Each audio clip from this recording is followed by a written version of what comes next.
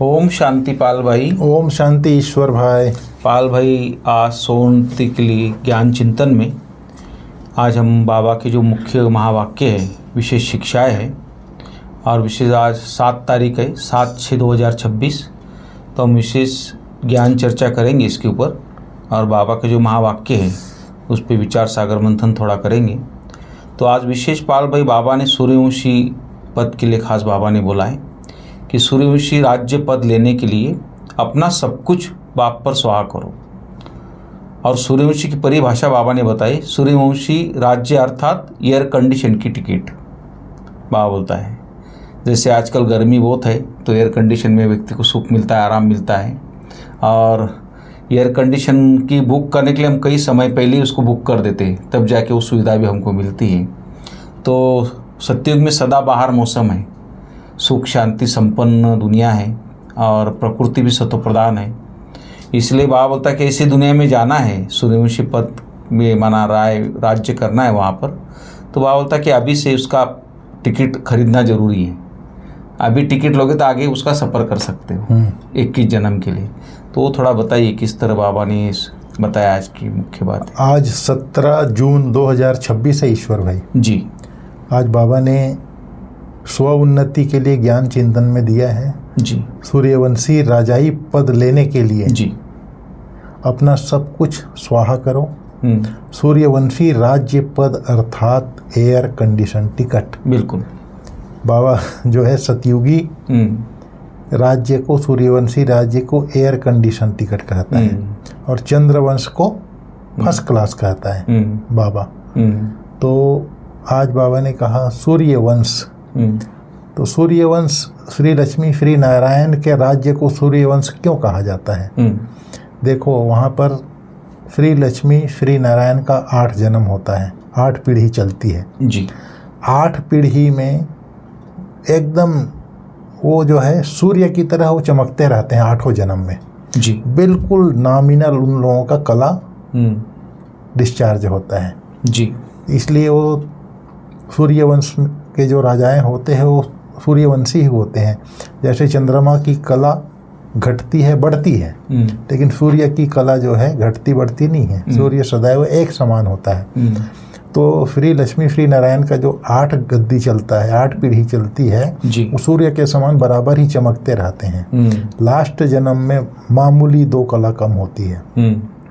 जैसे चंद्रवंश की कला में क्या होती है, चंद्रवंश 14 कला होती है और जन्म लेते लेते 12 जन्म में वो 8 कला रह जाती है। तो वहाँ पर बहुत तीव्र मतलब अपेक्षाकृत तीव्र गति से कलाएं नीचे जाती है।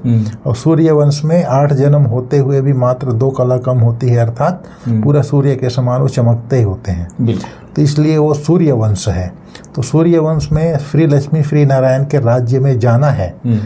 श्री लक्ष्मी श्री नारायण का राज्य अर्थात वहाँ सब कुछ धन धान्य से संपन्न होंगे, वहाँ कोई चीज़ की कमी नहीं होगी। वहाँ पर क्या होता है, सब कुछ होता है। वहाँ पर दुख की नाम नहीं होती, वहाँ पर सब सुखी होते हैं। वहाँ दुख देने वाले जानवर भी नहीं होते, तो सब कुछ होता है। तो जब हमको ऐसी दुनिया में जाना है तो अभी हमको ऐसा संस्कार बनाना पड़ेगा जी। फिर बाबा ने ये कहा है आपको उस राजधानी में जाना है तो अपना सब कुछ स्वाहा करना। स्वाहा करना का मतलब ये कंडीशन है बाबा की सब कुछ स्वाहा। जैसे ब्रह्मा बाबा ने अपना तन मन धन जन सब कुछ लगाया जी, बाबा ने लगाया।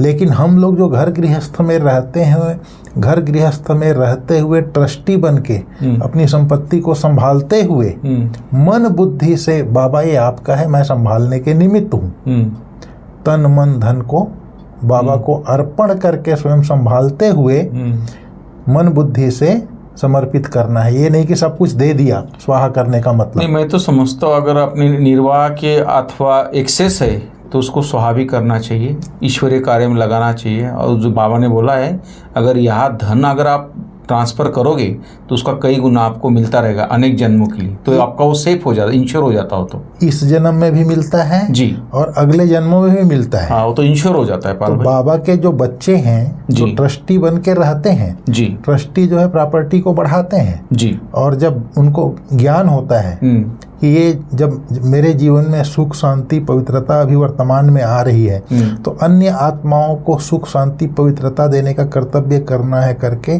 बाबा के बच्चे ऑटोमेटिक सफल करते हैं, करते सही। उनको ज्ञान समझ आ जाती है जी। जैसे मेरे जीवन में शांति आई है, मेरे जीवन में सुख मिल रहा है, पवित्रता आई है, तो सबके जीवन में पवित्रता हो करके सुख देने की कामना से तन मन धन को अर्पित करते ही हैं, स्वाहा करते ही हैं बाबा के बच्चे। बहुत अच्छा, बिल्कुल। तो पाल भाई आज क्वेश्चन है कि इस दुनिया में तुम बच्चों से अधिक खुश नसीब और कोई नहीं, वो कैसे, वो थोड़ा बताइए। आज बाबा ने बहुत अच्छा बात कहा जी। हमारे जैसा खुशनसीब इस दुनिया में और कोई नहीं है जी। बाबा ने कहा तुम बच्चों के सम्मुख बेहद का बाप है, उनसे तुम्हें बेहद का वर्षा मिल रहा है जी। तुम इस समय बेहद बाप, टीचर और सदगुरु के बनकर उससे बेहद की प्राप्ति करते हो। बिल्कुल। दुनिया वाले तो उसे जानते भी नहीं, तो तुम्हारे जैसा खुशनसीब हो कैसे सकते हैं। इतनी सहज उत्तर कही है बाबा ने। फिर बाबा ने कहा मेन चीज बाप, टीचर, सदगुरु तीनों मिला है हमको, बहुत बड़ी बात है। हाँ, वही स्वयं भगवान, और दुनिया वाले जानते ही नहीं जी, इसलिए वो हमारे जैसा खुशनसीब नहीं है। जब वो स्वयं बन जाएंगे, उनकी बुद्धि पहचान लेगी परमात्मा को, तो वो भी बन जाएंगे। फिर बाबा ने कहा ब्राह्मण कुलभूषण बच्चे जानते हैं कि अभी हम ब्राह्मण संप्रदाय के हैं, फिर दैवी संप्रदाय बनेंगे। बच्चों को बाप बैठ समझाते हैं जब बेहद का बाप सम्मुख है, उससे बेहद का वर्षा मिल रहा है, बाकी और क्या चाहिए। बाबा कहता है बच्चे बाप को याद करते हैं, परंतु पहचान बिगर याद करना सब व्यर्थ हो जाता है जी। इसलिए याद करने से कोई फायदा नहीं निकलता। याद करते कोई भी उस एम ऑब्जेक्ट को पाते नहीं। बिना पहचान के याद करने का कोई मतलब नहीं होता। फिर याद करके भी एम ऑब्जेक्ट मतलब जो जीवन का उद्देश्य होना चाहिए वो मिलती नहीं है। फिर बाबा ने कहा तुम बच्चों को निश्चय हुआ है कि हम बाप के बने हैं, बाबा हमको 5000 वर्ष पहले माफी खाकर स्वर्ग का मालिक बनाते हैं अथवा शांति धाम का मालिक बनाते हैं। बाबा कहते हैं लाडले बच्चे तुम मुझसे अपना वर्षा लेंगे ना। सब कहते हैं, सभी बच्चे कहते हैं, सामने बैठे हैं तो हाँ बाबा क्यों नहीं लेंगे। अच्छा चंद्रवंशी रामपद पाने में राजी होंगे। बाबा पूछता है तुमको क्या चाहिए। जब बाबा कहते हैं बाप सौगात लाए हैं सूर्यवंशी राजधानी की। तो इस तरह से बाबा ने उसको पूछा। फिर कहा वह है सूर्यवंशी राज्य पद, सेकंड ग्रेड है चंद्रवंशी जी। जैसे air condition first class second class होता है ना जी। तो सतयुग की पूरी राजधानी है एयर कंडीशन जी। एयर कंडीशन से ऊंच तो कुछ होता नहीं है, फिर है फर्स्ट क्लास। तो अब बाप कहते हैं तुम एयर कंडीशन का सूर्यवंशी राज्य लेंगे व चंद्रवंशी फर्स्ट क्लास का। बाबा पूछता है जी। फिर बाबा ने कहा भारत में ही महिमा गाई हुई है। शिव बाबा के लिए महिमा है सौदागर, रत्नागर, जादूगर। यह महिमा है बाप की जी। फिर बाबा ने कहा जो प्रारब्ध मिलता है सतयुग में, जो प्रारब्ध मिलती है, आज बाबा ने नेहरू को याद किया। नेहरू, हाँ नेहरू की प्रारब्ध कितनी अच्छी थी। जरूर अच्छे कर्म किए थे, बिगर ताज भारत का बादशाह था। भारत की महिमा तो बहुत है। भारत जैसा उच्च देश कोई हो नहीं सकता। भारत परम पिता परमात्मा का बर्थ प्लेस है। यह राज कोई की बुद्धि में नहीं बैठता। परमात्मा ही सबको सुख शांति देते हैं आधा कल्प के लिए। भारत ही नंबर 1 तीर्थ स्थान है, परंतु ड्रामा अनुसार एक दो को भूलने से एक बाप को भूलने से सृष्टि की हालत कैसी हो गई है। इसलिए शिव बाबा फिर से आते हैं और निमित्त कोई तो बनता है जी। बाबा ने कहा अब बाप कहते हैं अशरीरी भाव, अपने को आत्मा निश्चय करो। मैं आत्मा किसकी संतान हूँ यह कोई जानते नहीं। वंडर है ना, कहते हैं वो गॉडफादर रहम करो। शिव जयंती भी मनाते हैं, परंतु कब आए कोई को पता नहीं है। फिर बाबा ने कहा बाप कितना सहज कर समझाते हैं, सिर्फ बाप को याद करो। गृहस्थ व्यवहार में रहते कमल फूल समान बनो। विष्णु को ही सब अलंकार दिया है, शंख भी दिया है, फूल भी दिया है। फिर बाबा ने कहा बाप समझाते हैं मैं भी ड्रामा के वश हूँ, ऐसे नहीं कि ड्रामा के बिगर कुछ कर सकता हूँ नहीं। बाबा ने कहा बच्चों को कोई तकलीफ होती है तो ऐसे ही मैं ठीक कर दूँ। बाबा ने कहा ये जो है कर्म भोग तो सबको भोगना ही पड़ेगा, कुछ भी होगा वो। तुम्हारे ऊपर तो बोझा बहुत है, क्योंकि तुम सबसे पुराने हो, सतो प्रधान से एकदम तमो प्रधान बने हो। अब तुम बच्चों को बाप मिला है तो बाप से वर्षा लेना चाहिए। तुम जानते हो कल्प कल्प ड्रामा अनुसार हम बाप से वर्षा लेते हैं। जो सूर्यवंशी चंद्रवंशी घराने के होंगे वह अवश्य आएंगे। जो देवता थे फिर शूद्र बन गए हैं, फिर वही ब्राह्मण बन दैवी संप्रदाय बनेंगे। यह बातें बाप बिगर कोई समझा ना सके। फिर बाबा ने कहा है, बाप कहते हैं मैं सर्व का सद्गति दाता हूँ। सर्वोदया लीडर है ना। कितने किस्म किस्म के हैं, वास्तव में तो सर्व पर दया करने वाला बाप है। बाप कहते हैं हे भगवान रहम करो। बाप से कहते हैं हे भगवान रहम करो, तो सब पर रहम वो करते हैं, बाकी सब है हद के रहम करने वाले। बाप तो सारी दुनिया को सतो प्रधान बनाते हैं, उसमें तत्व भी सतो प्रधान बन जाते हैं। यह काम है ही परमात्मा का। तो सर्वोदया का अर्थ कितना बड़ा है, एकदम सब पर दया करते हैं। फिर बाबा ने कहा तुम जानते हो हमको बाप मिला है और क्या चाहिए। सही है। बेहद के बाप से बेहद का वर्षा लेते हैं तो बाप को याद करना चाहिए। बाप की मत मशहूर है, फ्री मत से हम श्रेष्ठ ते श्रेष्ठ बनेंगे जी।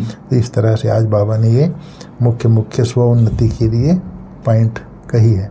बहुत बढ़िया पाल भाई, बाबा ने तो पूरी हिस्ट्री आज समझा दी भारत की, किस तरह भारत ये स्वर्ग था, सतयुग था, स्वर्णिम युग था, और किस तरह अभी ये हालत हो गई है। और फिर से बाबा हमको एयर कंडीशन टिकट देने आए हैं। और ख़ास बाबा कहते हैं कि बाप पर अपना सब कुछ सुहा कर पक्का वारिस बनना, सतयुग के एयर कंडीशन टिकट लेना है, बाबा ने खास बोला है।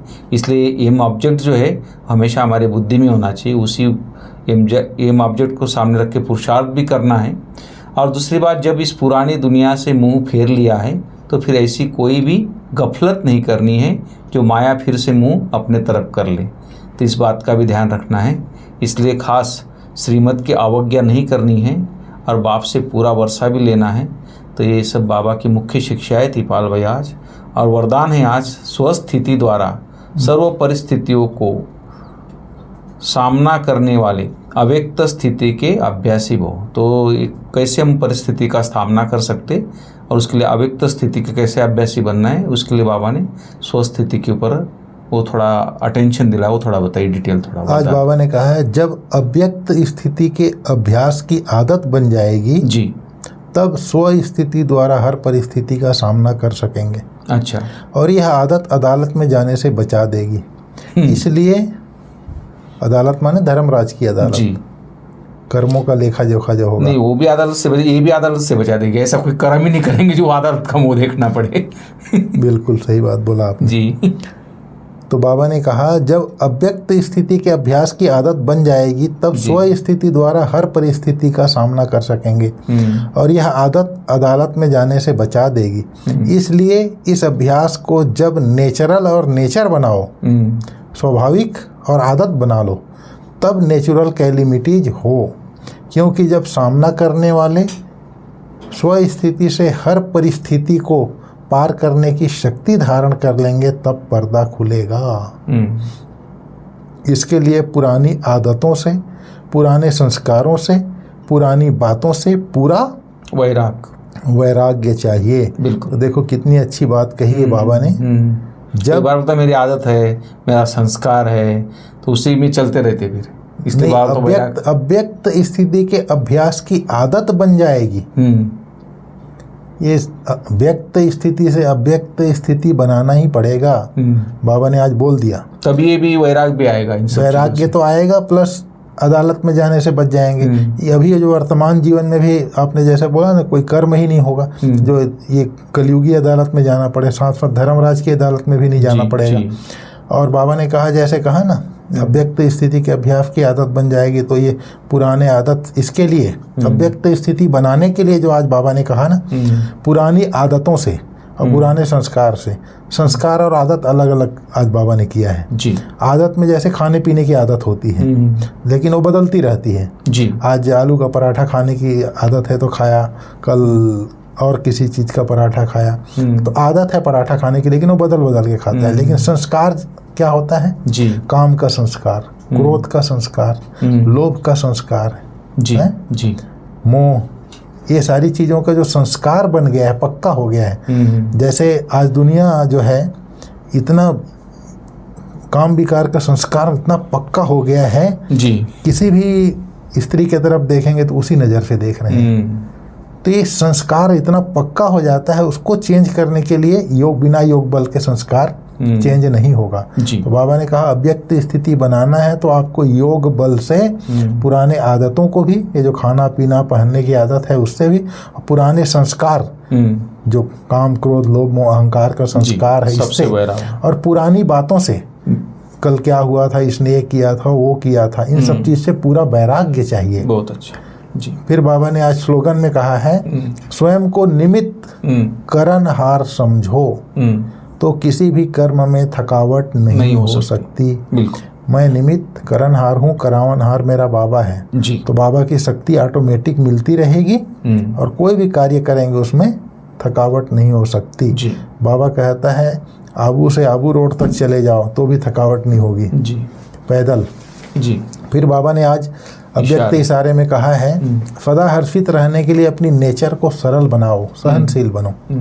बाप दादा को सबसे प्यारे साफ दिल वाले लगते हैं। साफ दिल सदा बाप दादा के दिल तक तनसीन हैं।